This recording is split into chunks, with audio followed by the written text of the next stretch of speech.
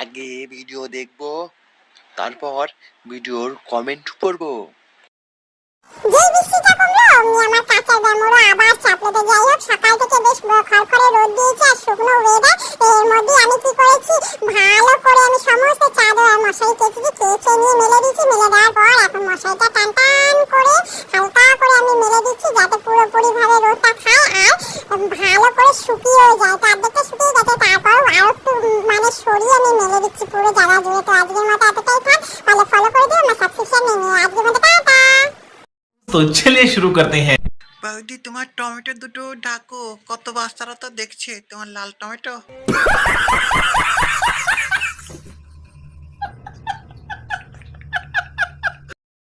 আমরা দুধ খেতে চাই।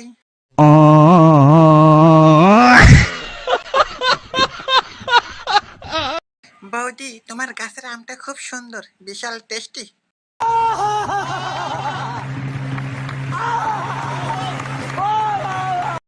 যে দেখবে সেই চুষতে চাইবে।